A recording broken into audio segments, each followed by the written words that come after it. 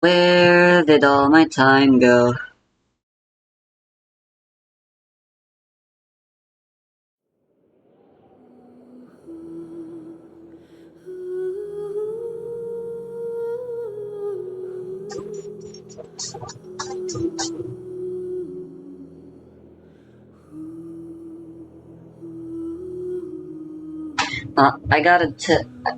I can do my dailies past midnight.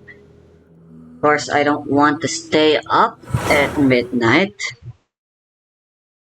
I am, in fact, very sleepy.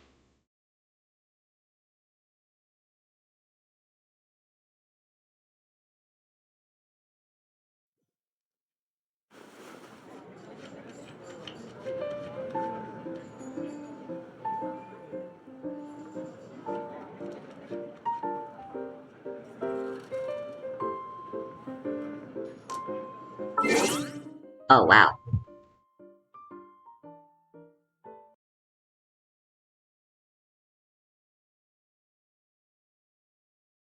I actually forgot to activate my mods for once. Lol, as if.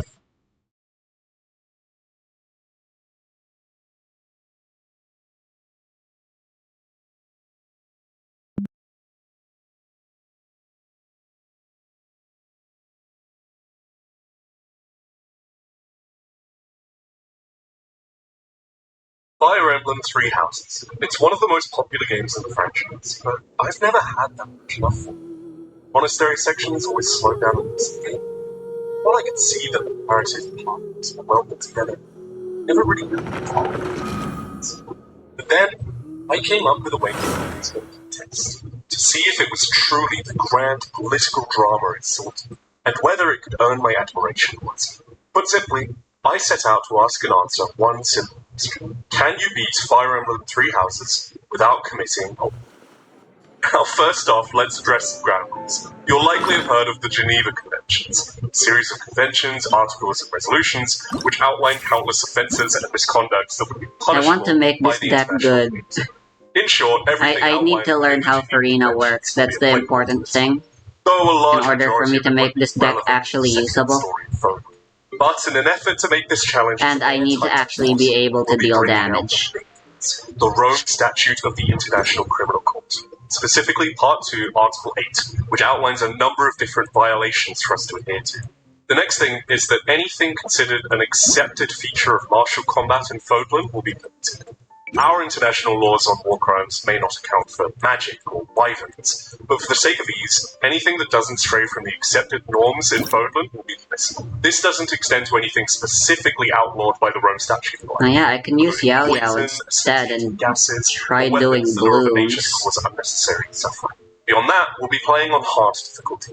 Keep things interesting without ensuring I'm stuck here smacking my head against the wall on that, since we'll be making things difficult enough ourselves. Lastly, as expected, there will be spoilers for pretty much the entirety of Three Houses. And it's worth clarifying that this challenge is mainly for fun. I'd better not see this video referenced in someone's Edelgard did nothing wrong dissertation, except my own. So after creating our lawful, peace-loving protagonist, Geneva, it's time to kick things off with the problem. Firstly, let's address the thing that I'm sure is at the forefront of everyone's mind. Child soldiers. Well, maybe not on everyone's mind, but it's certainly a very important distinction for the sake of this challenge. At the start of the game, the students in Garrick Officers Academy range from 15 years old to 22 years old. Strictly speaking, all of these characters would be legally permitted to participate in combat. Both international humanitarian law and the Rome Statute declared that a child soldier is classified as anyone under the age of 15. With that said, 18 is the most common age worldwide for anyone to be considered an adult. So with that distinction in mind, we'll be classifying anyone below the age of 18 as a child soldier, therefore prohibited. This means that Lysithia, Petra, Linhart, Ash, Caspar, Annette, Ignatz, Felix, Ingrid, Dimitri, Bernadetta, Marianne, Claude, Edelgard, Raphael, and Ferdinand are all prohibited. Though we'll touch on that again later.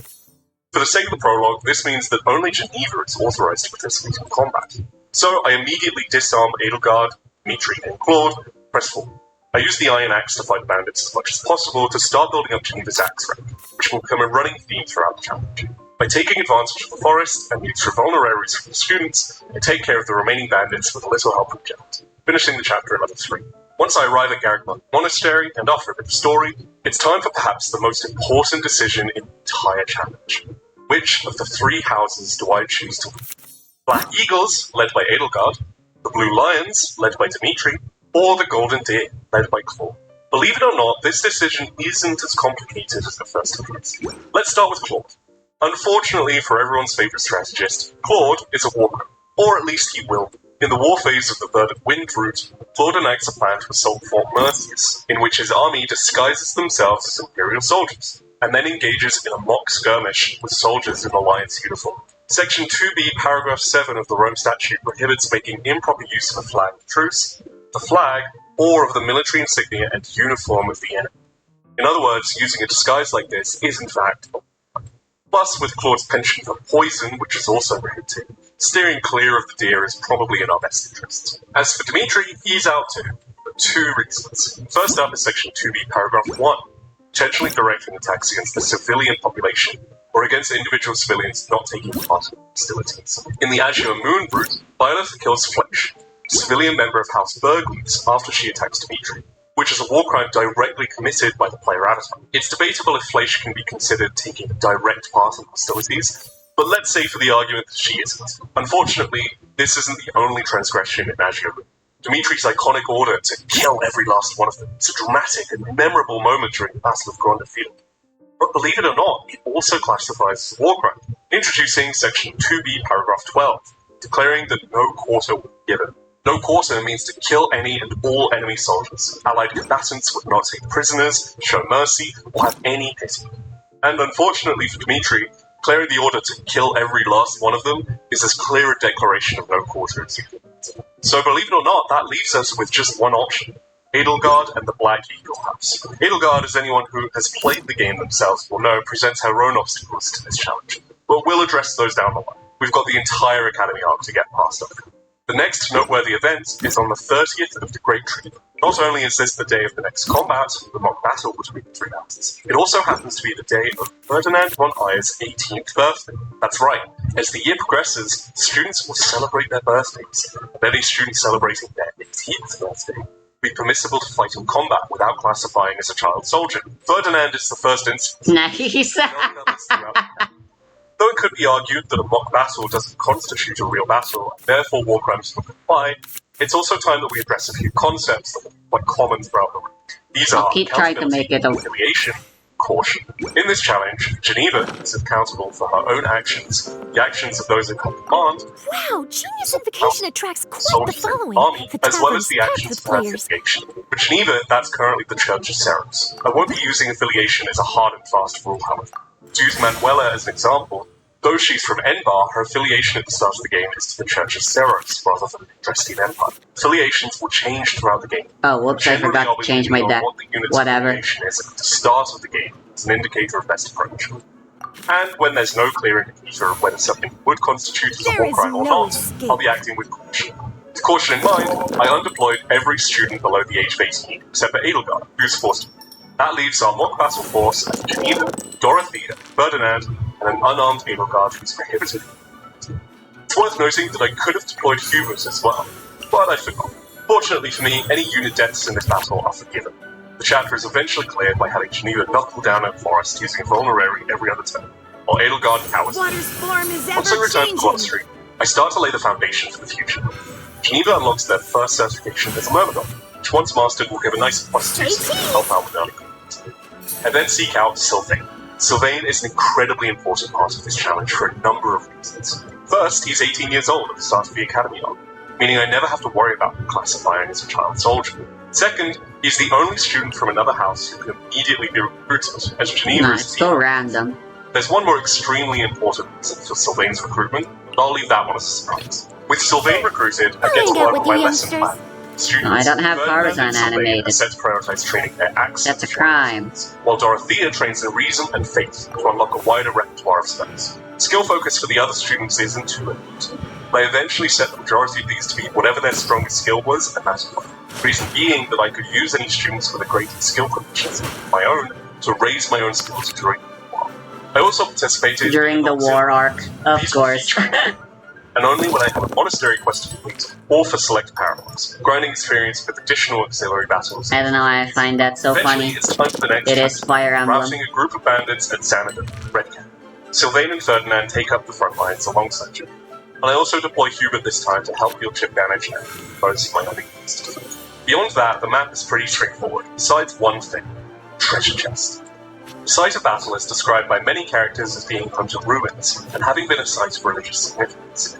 With that in mind, I err on the side of caution and leave the chest locked. Avoid breaching section 2E, paragraph 5 of the Rome Statute, which prohibits looting and pillaging a town or place. By the end of the chapter, I'm able to get Geneva to level 7, Sylvain to level 6, Ferdinand and Dorothea to level 5. Dare to mess with Back me. at the monastery, I certify Ferdinand and Sylvain for the fighting classes, while Dorothea earns the monk class. This is also the month I unlock the Battalions Guild, where we can hire new battalions to augment our unit's combat prowess and grant access to gambits. Battalions are unlocked throughout the game, as a quest reward or accessible. Let the show begin. Some of these will be off-limits. For example, any battalions with a poison tactic, such as the merchant military, prohibited, as the use of poison is a war.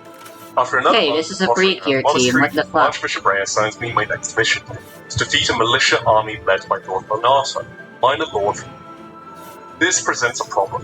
While most of the enemies are Gaspard soldiers, there are also a number of civilian militia. While the militia has dialogue showing their sympathy to Lord Bonato, proving that they're both willing and militant in their affiliation to the rebel army, I err on the side of caution by luring the militia members out of harm's way with students wielding bows, leaving them unable to harm the militia when they attack its range. Fortunately, Lord Bonato goes down without too much problem, and I make it past the first major obstacle. Chapter 4 is up next, and with this we have our first non-combatants, 3 priests who wield nothing but restorative magic. They're therefore protected by section 2E paragraph 2 to medical personnel. It's worth noting that in 3 houses, offensive white magic does exist, and any soldiers who wield both offensive and restorative magic could not be considered non-combatants. The other consideration here are the 2 chests, as this battle occurs Years in of the storm. a place of religious significance owned by the church. I leave these chests unopened, giving up on an intermediate seal and some experience. There is one silver lining to this chapter, which is that Edelgard celebrates her 18th birthday on the 22nd of this month, meaning she's now eligible for combat. With that said, the fact that she was still level 1 by this point meant that she was more of a liability. At the end of the chapter, I received the Sword of the Fate, a relic weapon once wielded by the Liberation King, brought untold horrors upon the people.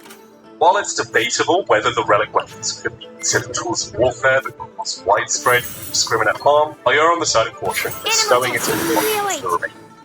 Back at the monastery, I enlist the help of the Sedes for the next mission. Each month you can choose one student from outside your house to support you in the upcoming mission. I chose the Sedes in the hopes of building up a support rank to eventually recruit into my house further. I also throw some gifts at her to speed things up. This month is also when we unlock the Blacksmith. This will be a valuable vendor for upgrading the repairing Hold that pose. You have to be careful which upgrades I use. Poison weapons aren't uncommon in Fire Emblem series. 3 Houses is unique in that it's one of the few games that allows the player to use them.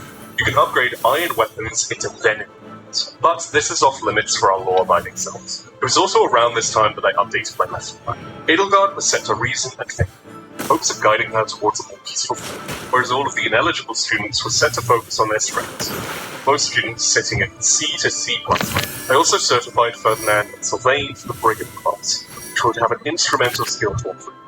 Chapter 5's mission sees us taking on Miklan, his own son from House Gautier turned bandit, Conan's Tower. Fortunately, there's nothing too concerning about this mission, as Miklan is nothing but a bandit now, international laws of conflict. Furthermore, Conan Tower is abandoned and not owned by any territory, meaning we're free to take from the chests inside. This chapter is also significant in that Edelgard isn't forced upon, so I assign her as an adjutant to help her gain some experience, in the hopes that she can achieve some degree of combat relevance in the future. It was around this time that most of the combat was being handled by both Geneva and Sylvain. While Ferdinand and Dorothea were still level and participated when necessary, they began to take a bit more of a backseat. Despite their strength, however, this is a long spiral. It takes us 19 turns to finish. Rhea asks us to return the Lancer route. While I have no intention of using it myself, I turn down her request, as I'd rather keep the Lance for my own position, in hopes of preventing others from committing war. At the monastery, I take advantage of the sauna through the Sylvain's training field. You can take 2 units into the sword, and if you successfully reach the right level of heat, in a bonus of all training the whole Are you a fire emblem because you commit war crimes? Or do you commit war crimes because you're a fire I also emblem? put points into lancers and bows when necessary, to qualify for certain requirements and to aid in recruiting settings. Geneva received certification for the Brigand class this month That as last well. move you It's did, also worth noting I've that never around this seen it time, before. the Abyss quest. Tell me everything about it. Ashen I'm Walls. interviewing a genius invocation player For this this challenge, weekend, I and won't I think this... mention them, nor any other DLC of characters, such as Anne. Chapter 6 is not my favourite. Fortunately, there aren't any war crimes to contend with beyond the usual, as this is an abandoned tunnel with you loot chests under the pretense of returning the contents to the faculty, i.e. me. But this chapter has a lot of diverging points, which is a lot to deal with when my roster of capable units was so small. At least it would be, if not for one new recruit, Shamir. Shamir is already a sniper, an advanced class which other units can only promote to at level 20. And that's not all. Shamir also has some pretty good experience with it, unlike most Fire Emblem promotes. I also deploy Ferdinand and Dorothea to help out, as well as Hubert. But Edelgard isn't available for this map, as she's busy doing things that I'm sure will be completely unrelated. I wanted to see if I could defeat the Death Knight, but even with Shamir added to the team, Death Knight's damage output and ability to counter at range made this an impossible task. I was lacking any suitable combat arts and the sort of creator's off limits. So eventually I finish off the last regular enemy, which ends the chapter without having to fight. Up next is Chapter 7, Battle of the Eagle and Lion. Whatever. But first, we've got some monastery chores, and they're pretty significant this time. First up is Sylvain's Paralog mission, one of 2 Paralog missions I'll be completing. Most Paralogs in 3 houses will bestow unique items, perhaps even a relic weapon, but Sylvain's are pretty straightforward. Stop the thieves from escaping with rare items, including stat boosters and accessories. After a few turns, the thieves will bolt to one of 4 escape points on the map, which can be disabled by defeating the boss in each corner. You've got to move quickly to capture the thieves, which makes this a great opportunity to introduce one of the most powerful gambits in 3 houses, which I'll be relying on a lot in this chapter, Stride. Stride grants units in an area around the target plus 5 movement, which, considering most of my units only have 4 to 5 movements at the moment, is a huge bonus. This gambit is instrumental in catching the thieves in this power. Don't worry, we'll be seeing plenty more uses for this gambit very, very soon. Most notable drops here are the energy drop and the speed whip, which I distributed to my main carries, Geneva and Sylvain. This map was also where Sylvain mastered the Brigand, granting the Deathblow skill. Deathblow gives an extra plus 6 strength on attacks made during player phase, which is great for enabling the proactive, hyper-offensive playstyle that I'll be relying on in this challenge. Back at the monastery, I reached another significant milestone. Ceres was now willing to join our house. I've been building support rank with Ceres and training up my combat skills since chapter 1, and at long last I can enjoy the fruits of my labor. The main reason I wanted Ceres was to have a powerful healing. Ceres is one of 2 units with access to which heals every ally with a large area. The other unit is Flame. I did just recruit at the end of the last chapter. The problem is, Flame looks like it. And while the game may list her age as question mark, don't think that defense will hold up. So, Flame. Yeah, come on, you can't. Nevertheless, you can set it on hold. You can't go to war without I must leave no letting stone people know unturned. your age. Time to shine! Of course, they're not gonna let you fight. Anyway, advance to Everyone on me! Just like in Chapter 1, this is another mock battle, so unit deaths aren't equal. I decided to take full advantage of this fact and use every unit at my disposal, lure in enemies, and take hits, so that my training projects could get as much experience as possible. Both Geneva and Sylvain were nearing level 20. I was eager to hit this goal as soon as possible. Geneva hit level 18 right at the start of battle, mastered Brigand at the same time. Oh, he named his pro tag Geneva. I was getting confused. I reached the end of the map with Geneva, Sylvain, and Sylvain. Fortunately, Geneva hit level 20. Me showing that I don't pay attention. Sylvain finished just shy. At this point, we're a little over halfway through. Pull in! Sylvain Steady as stone. Time to clean up. The only war crimes we had to truly very obviously far. Soul loots, pillaging, poison weapons, and other nonsense. I haven't had to do any digging through the front statues. Someone needs assistance. Since I'm done. It's not unfair to say that I was growing a bit. But little did I know how soon things would change. The calamity. At the monastery, there were 2 new additions to the team. After Chapter 7, I'm able to recruit the Oh, right, I saw Sealy, and I didn't follow it. Hold on. Either of these units before, but realistically, I figured their main use will be to pad the boss for a bit and provide a bit of extra magic. The lesson plan was updated as well. Ferdinand was set to a riding focus around this time, off chance I would do riding drills in the war arc. Manuela and Kahneman were sent to Faith, I'll catch up. alongside riding. So they would make it faster and faster. Meanwhile, Shamir's focus was surveillance on Axis. While Shamir was only sitting in flux and Axis, seeing fire, Star Pupil Sylvain was all giving. See plus on one. Run another auxiliary battle. See plus. Finally gets Sylvain to allowing both him and Geneva to certify for the private. Wyvern Riders in 3 houses are fantastic mobility, great strength and defense, and with all of the experience I have funneled in so few units, both of them in the level lead, they have enough speed to double any enemy. Rest assured, you'll be seeing a lot of Wyverns throughout the chapter. As a final bit of prep, I recruited the Seraph Pegasus Knight Battalion to prepare with me. But at long last, it's time for the next mission. New units, new power, and new confidence, I set out for Ramaya. Tackle Cabinet, aptly named Ramaya. Careful! It could be a trap. Oh, never mind.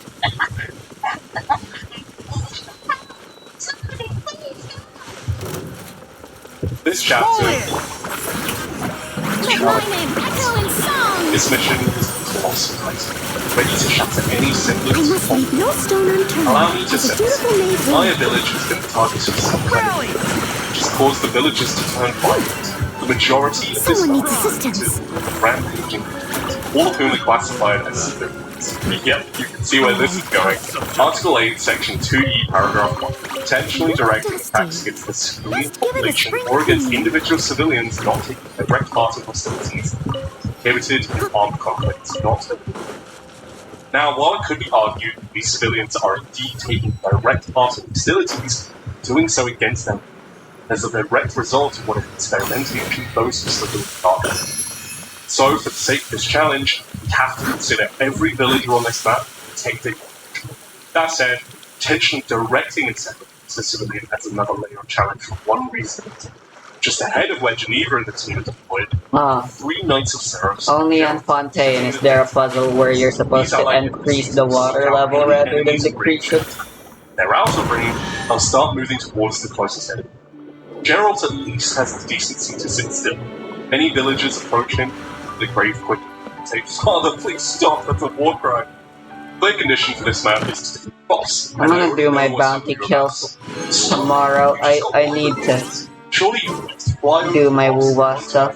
beat him, clear the chapter without any hits. If only hits. Boss of this chapter is Sauron, but until enemy phase on top, sits on the opposite side of the battlefield besides as Tomas, an NPC who cannot be targeted. That means the absolute earliest I can end the chapter is on turn 3 enemies. But as he's fond of using the Italian gambit, which cannot be retaliated against, this essentially means turn 4 is the earliest this nightmare. 3 turns of ensuring no villagers come under harm by my hand or the hands of the Knights of Seraphs. 3 turns of ensuring that every single one, 14 villagers, is safeguarded from every single point of damage. If that weren't enough, don't you worry, we're only getting started. It's at this point I learned that when you bar for a mission, the game prompts you to save. Once you save, there's no way to go back to the monastery to certify the performances. Shamir had the skill proficiency necessary to certify the system. Improved its success rate thanks to my initial lance round. At this point it was too late. Stuck with whatever preparations I had. Perhaps its vendors, the blacksmith, or Italian guild, after scouring through them in search of it. This whole situation. At this point, it's worth establishing 2 things. Firstly, it's impossible for all of the NPC villagers to enter that. Add Many of asterisk. them positioned in the far corners Thank you for completing. target them. Add asterisk. In addition, there are fire hazards dotted around the map. The villager ends their turn on these tiles, they'll take damage. Fortunately for me, however, this occurrence doesn't qualify as myself or any affiliated parties. So if these occur, we're in. And of course, while there are chests dotted around the village, we're not here to go and miss out on a defense booster and a horse sleigh. So, I had no other choice but to start the mission. Neva, Ilgard, Sylvain, Tremere, Dorothea, Ceres, Anima, Bella, and Hugh, all ready for the fight. My first strategy was an inelegant but straightforward. The biggest obstacle I faced was the Knights of Seros. There are two villages placed between them and my army right from the head. I knew that if I to lure them outside the range of the Knights of Seros, then the situation would be doomed for me. I unequipped Ferdinand and Chimay, while giving everyone else in my army a training. The reason being that magic classes would default to retaliating with magic if they're attacked. Fortunately, the training bow is a weapon that every unit can wield regardless of class or rank. This meant that I could use units wielding training bows to lure villagers and soak up attacks without them harming the enemies. But just as it was important to deal with the villagers right in front of me, I also had to account for the villagers deeper into the map. There are a number of villages close enough to Seros to attack within a single turn. Fortunately, there are two well-placed choke points south of the forest, which can be used to block several villages from reaching. I used Chimay and Sylvain as choke points, while Ferdinand went left to create as much distance between their villages there and knights as possible. Geneva moved up as far as possible to be ready for Solon. Finally, Manuela, Hannah, Dorothea, and Ceres grouped up on the top right. Aggression lines were incredible. You may have noticed them in some clips already, but when moving a unit within an enemy's range, Gable highlights the enemy's target. This is particularly important when multiple units so you can see exactly which unit an enemy can target. He ended the turn, and sure enough, villagers all moved to their designated targets and remained unharmed in doing so. For a brief moment, it seemed like maybe this impossible situation might just have a solution. But then my heart sank. At the end of enemy phase, two more villagers appeared. One of them was behind one of the established choke points. The other appeared only a few tiles away from where the Knights of Seros were. One Knight of Seros was still close enough to attack his team, though he missed his attack. Somehow I had made it past the first time without him. Deal with it. But with that soldier's position, I knew it would be impossible to separate. I've got notifications to deal with. From that first attempt, I'd learned two things. Firstly, I would need Geneva to help block the choke points. Even accounting for the bonus movement from Stride, there were only so many units capable of reaching the choke points through the forest at the time. Chimay was necessary to lure out the villagers to the far left, alongside Ferdinand, which meant Geneva was the only candidate. Second, I could manipulate the aggression in a way and efficiently. Villagers were more motivated to attack Dorothea and the Edelgard. Dorothea who do I want to level up next? The others I can take their time If I with. had Dorothea equip her magic, however, she would be able to retaliate, tricking the villagers' AI into targeting Edelgard instead. This allowed me to push forward with some units while keeping the villagers lured away from the Knights of Seros. This time, I was once again able to get through turn 1. All of the knights... Again, I don't care about the stupid double event for the tacit discords. Mages luring for just corner. There's no way to get additional villagers. Things will be so much more efficient now that I've got an actual well-built team Choke points on the right. and a limited 5-star to boot. Was to move Mercedes up to another strike. Sylvain moved a bit to the right. They could drop the echo. Mercedes on. Eva plays right foot. The end result was that every villager was accounted for except for attack Mercedes from the forest right next to the themselves. Preventing its attack was impossible, but preventing any damage was. The forest is given a void bonus to any unit. The villager was in the forest, the attacking soldier's hit chance went from about 80% to 50%. It's not quite enough to put my concerns to rest, but it's enough to give. The enemy phase of turn 2 pans out much the same as actually unarmed units. All I needed was for the Knights of Seros. Please! Please! Yes! Oh, it's possible! As if by some might, I made it to turn 3. The last turn I needed to strike so long. Geneva moved up ready to strike me down, as well as deal with some of as these enemies near to Mars are classified as soldiers rather than civilians, I can attack them freely so long. Move Dorothea over to the right choke point to take which left Chimay tackling. Everything else remained unchanged. They didn't have anywhere safe further than the inside wall. At last, Solon Doing so, he kills every enemy. Those who slither in the dark have fewer reservations about Warcraft than I did. But at last my chance had presented itself. All I needed was to get through the enemy phase and ally bombs unscathed. Ferdinand and Edelgard's defense kept themselves. Dorothea dodged in attacks in the forest, and mages in the backline used every dollar area at their disposal to stay up. All came down to whether the Knight of Steros harmed the village. Dodge the silver, please. Oh my god. There's a chance. Please. Please let it go. My prayers had been answered. So was Holman. Every villager on the map remained unharmed, except for one. Took damage from standing fire. Fortunately, Geneva Conventions don't know this. There was one problem. Geneva had been hit by Sauron's gambit and she could only attack it too much.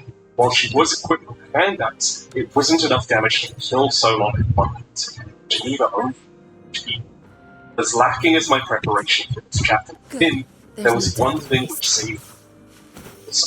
Ceres was just in range to cast physical HP, which gave her just enough HP to survive Sauron's attack with 1 health. Finishing him off, ending the chapter. The Ramaya calamity is a tribulation, a grim reminder of it set out to win far from me. Yet somehow, against all odds, I prevailed. None of the villagers had been harmed by my This victory came off with countless attempts and many. One more time.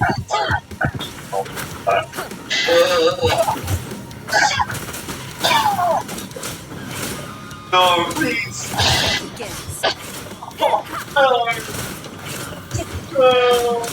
You will obey. For the first time in this challenge,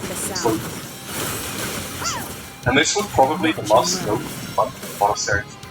Chapter 9 takes place during the 12th month. Ethereal. There are a few events that take place this month. The most important one for me is the White Heron dance competition, which bestows the unique dance class on the winning student. Anyone who's played Fire Emblem before knows how valuable a dance is, as they can allow any unit and movement range to act again. The problem was, I didn't have anyone particularly well suited to the competition, so I set out to recruit one final student. At first I looked to Marianne, as her high face rank would allow her to support roll effectively straight out. But unfortunately, one of the skills Marianne seeks, Professor, is riding, which I've wholly neglected this one. So instead, I sought out. Fortunately, my training into flying already joined us. There was one caveat that she's still only 17, so we won't be able to deploy her until she leaves. But fortunately, this is the following. Now, I choose her as our house representative, my Erica, and give her dance lessons. With a new student comes a new lesson plan. Ingrid was immediately set to reason and faith, while everyone else continued their youth lessons. Ceres had E rank, magic with one, while most other students were sitting in about an E class. Fast forwarding to the Chapter 9 map, this battle sees us fighting a number of demonic beasts. Honestly, there's really not much to do. There aren't any major considerations. Time front, now that I actually even talk. Most maps finish the chapter in 4 times and receive an energy drop as a reward for protecting the students. Geneva goes through the Fire Emblem protagonist's rite of passage, and be right back to monastery choice. Only one thing to note. I decided to complete the paralogue mission Tales of the Rift. This paralogue doesn't have any item or weapons which are relevant to the challenge. It does grant an extra 3 uses of Divine Pulse, which I was keen to have access to after the headaches of the Ramaya calamity. This map plays out much like the story battle before. Lots of monster enemies. While monster enemies can be threatening thanks to their widespread attacks, my strategy for dealing boils down to breaking their armor in one spot, focusing my attacks there to deal damage twice as quickly as I can.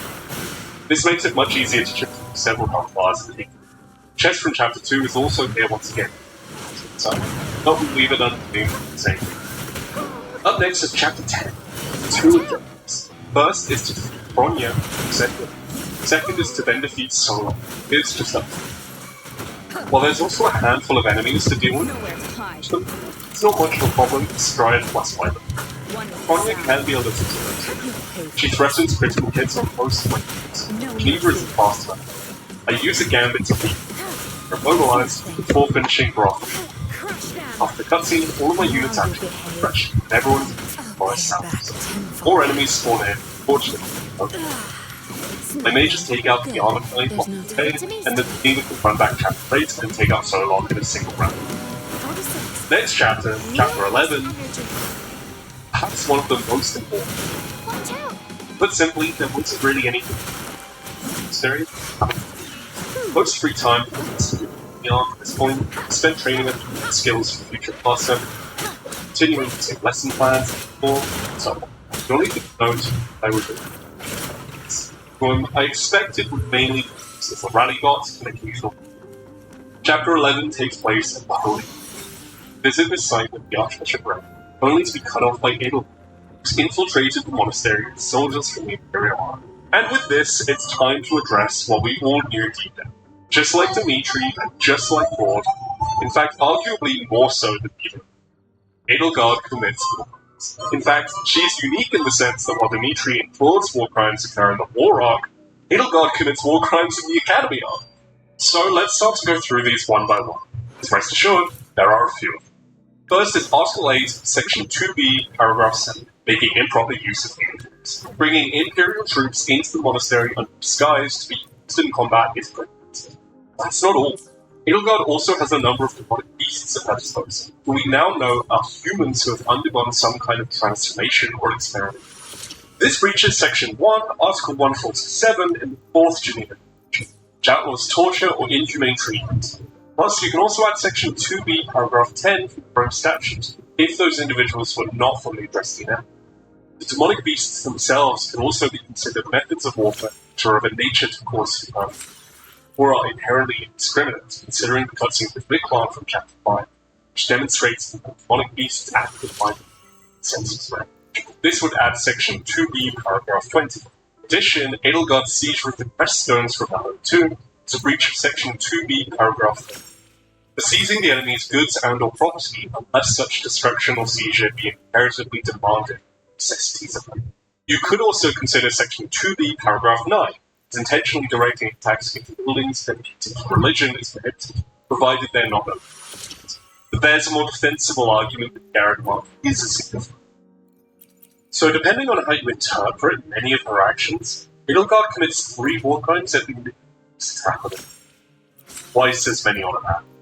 But first, we have to deal with Atlahand. The objective is to defeat him, but we face a new problem that are much more frequent after that. Section 2b, Paragraph 15 of the statute prohibits compelling the nationals of the hostile party to take part in the operations of war directed against their own, even if they were in the belligerent service before the commencement of war. This means that in any conflict against the Adrestian Empire, any units affiliated with are off limits, namely Dorothea and Fern.